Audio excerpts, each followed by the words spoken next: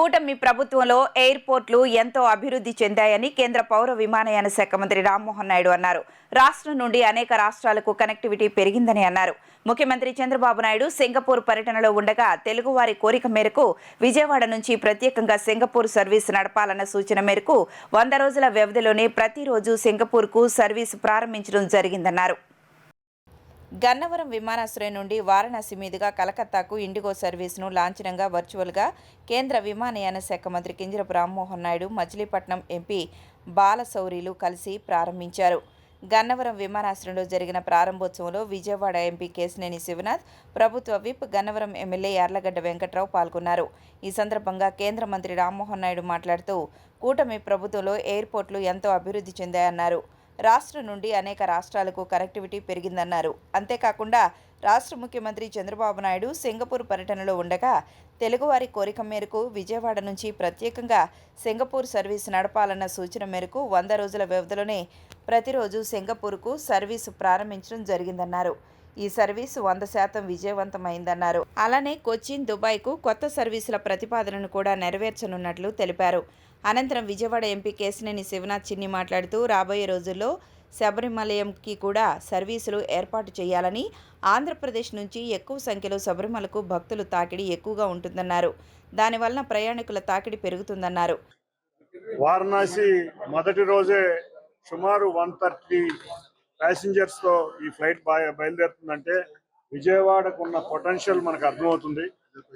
త్వరలో మేము కూడా కొచ్చిన్కి కూడా ఫ్లైట్ వేయాలని కోరటం జరిగింది. శబరిమలై స్టార్ట్ అయ్యే లోపల కొచ్చిన్కి కూడా వేస్తే, ఎందుకంటే ఎంతోమంది శబరిమలైకి వెళ్ళే భక్తులందరూ కూడా ఎక్కువ మంది ఆంధ్రప్రదేశ్ ప్రాంతం నుంచి వెళ్ళేవాళ్ళే, కాబట్టి వారికి కూడా సౌకర్యవంతంగా ఉంటుందని ఇండిగో వారిని కోరటం జరిగింది. వారు కూడా ఇందాక రామ్మోహన్ నాయుడు గారు కూడా తప్పకుండా కొచ్చిన్ ఫ్లైట్ అతి త్వరలో స్టార్ట్ చేస్తామని చెప్పారు. అంతేకాకుండా కొత్త టెర్మినల్ బిల్డింగ్ అతి త్వరలో ఈ సంవత్సరంలోనే మన కొత్త టెర్మినల్ బిల్డింగ్ కూడా వస్తుంది.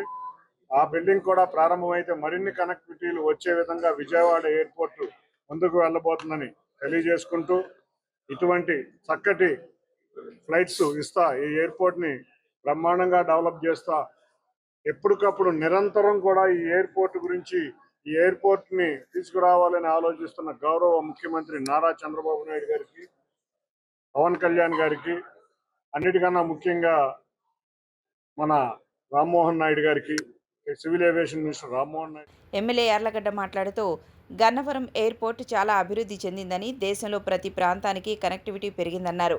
ఈరోజు విజయవాడ ఎయిర్పోర్ట్ నుండి వారణాసి ఫ్లైట్ ప్రారంభించడం చాలా సంతోషకరమని అన్నారు. రాబోయే రోజుల్లో విజయవాడ విమానాశ్రయం దేశంలోని గొప్ప స్థానంలో ఉంటుందని పేర్కొన్నారు. అనంతరం గన్నవరం ఎమ్మెల్యే యార్లగడ్డ వెంకట్రావు మాట్లాడుతూ ఈ ఏడాదిలోనే గన్నవరం విమానాశ్రయం నూతన టెర్మినల్ భవనాన్ని ప్రారంభించి మరిన్ని నగరాలకు విమాన అనుసంధానం కల్పించేందుకు కృషి చేస్తున్నామని వెల్లడించారు. వారణాసికి నేరుగా విమాన సర్వీసు ప్రారంభించడం వల్ల భక్తులకు ప్రయాణ సమయం, ఖర్చు తగ్గి మరింత సౌలభ్యం కలుగుతుందని పేర్కొన్నారు. ఉమ్మడి కృష్ణా జిల్లాలకు చెందిన అనేక మంది ఎన్ఆర్ఐలు విదేశాల్లో నివసిస్తున్న నేపథ్యంలో గన్నవరం విమానాశ్రయం నుంచి అంతర్జాతీయ విమాన సర్వీసులు కూడా ప్రారంభించాల్సిన అవసరం ఉందన్నారు.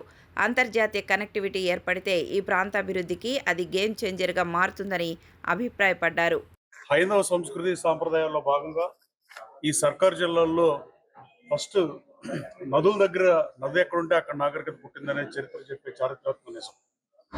కృష్ణానదీ తీరాన సర్ ఆర్థర్ కాటన్ బ్రిడ్జిలు కట్టడం వల్ల, డెల్టా ఫామ్ అవడం వల్ల అనాదిగా కాశీకి ఇక్కడి నుంచి ఎక్కువ మంది వెళ్ళిన పరిస్థితి. వాళ్ళందరూ ఎన్నో, ఐ థింక్ బిఫోర్ ఇండిపెండెన్స్ కూడా చెప్పచ్చు, తక్కువ మంది వెళ్ళినా కూడా ఇవాళ కనెక్టివిటీ వారణాసికి రావడం వల్ల విజయవాడ నుంచి ఈ చుట్టుపక్కల 4-5 సర్కార్ జిల్లాల నుంచి డైరెక్ట్గా వారణాసికి డెఫినెట్గా చాలా ఉపయోగకరమైన సర్వీస్ ఇది. తిరుపతికి ఎలా అయితే మంచికి వెళ్తారో అలాగే వారణాసికి వెళ్ళే వాళ్ళకి చాలా డేస్ సేవ్ అయ్యే పరిస్థితి. అలాగే కేంద్ర మంత్రి రామ్మోహన్ రెడ్డి గారు, అలాగే బాలశౌరి గారు అడిగారు, నేను అడిగా, ఇంటర్నేషనల్ కనెక్టివిటీ వస్తే ఎక్కువ మంది ఎన్ఆర్ఐలు ఈ 4-5 జిల్లాల్లో, ఉమ్మడి రాష్ట్రంలో ఈ 4-5 జిల్లాల్లోనే ఎక్కువ మంది ఎన్ఆర్ఐలు బయట ఉంటారు. వాళ్ళకు కూడా వాళ్ళు వచ్చేదే 15 రోజులు 14 రోజులకు వచ్చినప్పుడు 2-3 రోజులు టైం వేస్ట్ అయ్యే పరిస్థితి. ఎయిర్పోర్ట్ కనెక్టివిటీ పెరగటం వల్ల ఇంటర్నేషనల్ ఫ్లైట్ కూడా ఒకటి వస్తే అది లుఫ్తాన్సా హైదరాబాద్ తీశారు, దాన్ని కూడా ట్రై చేయమని నాకు కోరాం.